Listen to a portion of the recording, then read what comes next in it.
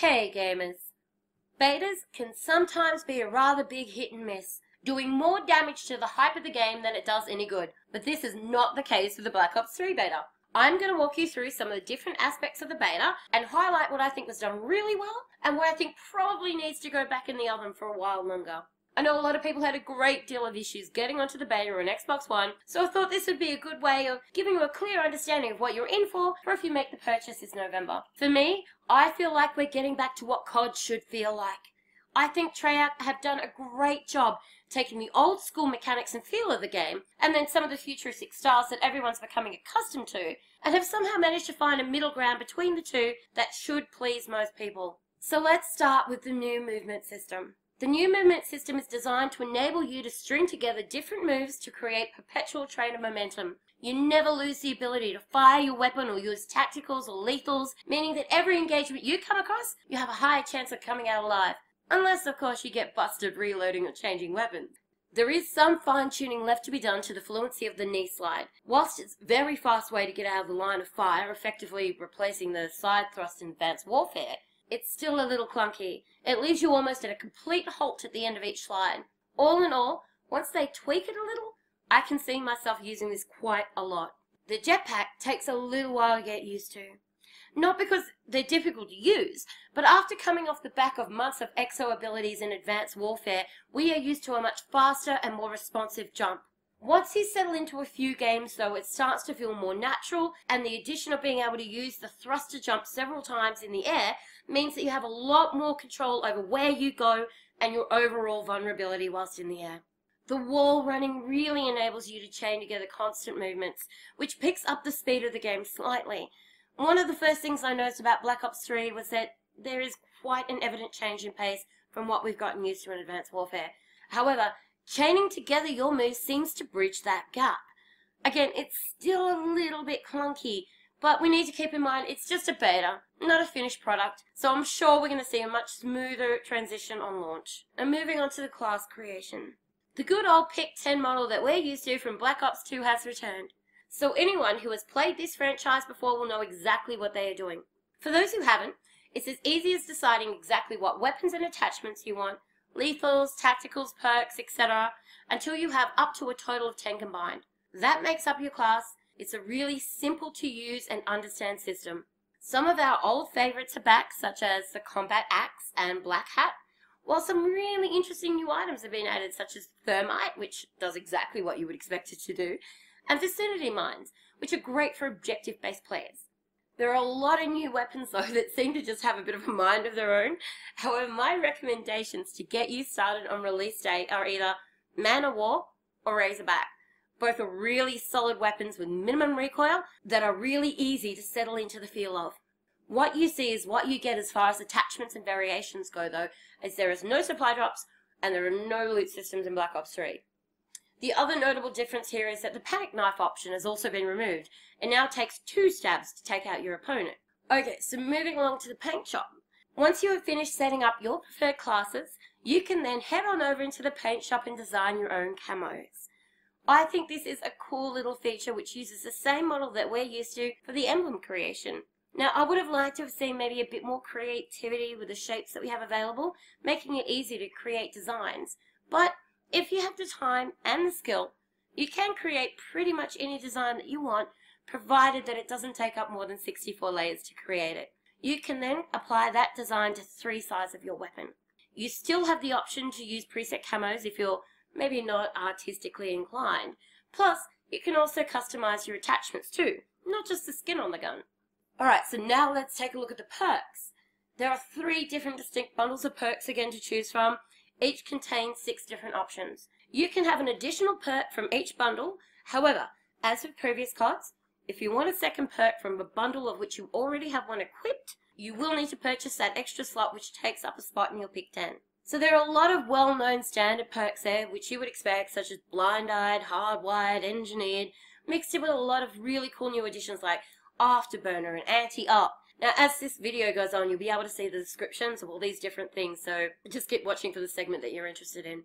Now, all of these are really easy to use and understand, even if you are new to COD. Alright, so let's move right along to the score streaks. A lot of the stuff that we're used to using pops up here, as you would expect, like UAVs, care package, lightning strike. We see the return of the RCXD in the form of a HDXD. It's basically the same thing, it just has this additional feature where it's able to hover. The microwave, aka Guardian, makes its return. And then we have what is effectively a canine attack in the form of these spiky balls on steroids called wraps.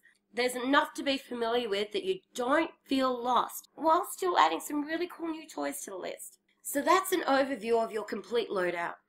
All of it feels very familiar and easy to navigate, which is exactly what you want. I know the major complaint each year is that it's the same old, wrapped in new packaging. That is half the point.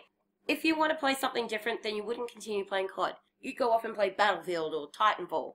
They have gotten a lot right here, with only minor tweaks needed here and there with the game's movement. However, there is quite a bit of balancing to be done in the weaponry department. Again though, this is a beta, so we can fully expect that to occur before the release in November. Okay, next up, specialists. I wasn't entirely sure how I felt about this concept, as it seemed like it was adding an awful lot of variation and choices into the mix. But it's actually really quite easy to get your head around. And it allows you to really choose a specialist that not only suits your gameplay style, but the game modes that you're playing. What you may feel like you're losing by only having 10 slots in your creator class is made up by the extra weapons and abilities that each of these specialists comes with. It does feel a little bit like someone's been playing too much Destiny, but it works surprisingly well. Basically, you have 9 different specialists you can choose from, each of them having 2 different abilities. You can also rank up these specialists as you progress, giving you something else in the game to focus on instead of just grinding through prestiges. Depending on how you play and what game mode you're in, should reflect what specialist you choose to run with. I personally really enjoyed using the Outrider with the Sparrow ability equipped for TDM. I think that we will find the bow will get a bit of a nerf before the game's release though, as it was rather OP. While we're on the topic of things that are OP actually, the Sif specialist is extremely OP, so for those of you that leveled up enough to be able to run with it, don't expect it to be as powerful when the game is released, as I'm fairly certain it's going to get nerfed. Now all the usual game modes are on offer as well, such as TDM, KC, DOM, S&D, HP, CTF, with Uplink also added in, which is a game mode that we saw making its debut in Advanced Warfare. The new game mode that was on offer though was Safeguard, which effectively is you escorting a robot into enemy territory, and if you get this robot to its designated delivery spot, you win. It's actually a lot of fun, and I can see this game mode becoming very popular very quickly. As you would expect, given that it is just a beta, there were only 4 maps on hand, but they were chosen very well to give you a look at the diversity of the landscapes in the game. One thing that they have totally nailed is the underwater combat. The ability to engage an enemy underwater is a new feature to the franchise, and it's been done exceptionally well. I can only hope that most of the maps feature water areas, as it's a lot of fun and brings a new element into the way you navigate around maps. So that's a rundown of the features of the beta and what I think worked really well. Hopefully, for those of you that were unable to spend a lot of time leveling up, you've now been able to have a look through all the things that you were unable to unlock. Some other points to keep in mind for the full release is that Black Ops 3 will not be on the list of cross-platform games. So that's Xbox One players playing with people on Windows 10. PC version of the game will be running on dedicated servers for all ranked matches, and will feature an FOV slider. Also, unlike previous CODs, you will be able to switch seamlessly between multiplayer, zombies, and campaign without the need to return to a main menu to switch between the 3. So if you're in a party of 4 playing co-op and decide, hey, let's switch to multiplayer, you'll be able to take that team directly into a multiplayer lobby with the press of a couple of buttons. Now I should also mention that I was really impressed with how quick it was to join lobbies and to party up. Certainly saves a lot of time. However, not overly impressed with the size of the mini-map and the length of the time that the notifications stay on the screen. It really blocks your view. That will need some work before release. Alright, so let's move on to the tail end of this here, my overall score. Please keep in mind the scores I'm giving are based on the beta. These are not scores given on what I think the game will be, but what in fact it was during the beta. So in the good column, we have underwater combat, joining lobby time, soundtrack, new specialist system, feels like COD again, new movement system, and 64 layers for emblem creation. In the bad column we have constant freezing, Code Redemption took a day to work, and lots of balancing still left to be done. Features that I actually ranked it on are gameplay and mechanics, which I gave a 9. Soundtrack in-game and commentary, 10. Beta stability, I only gave that a 6. Multiplayer mechanics gets a 9. customization and in-game options, 10.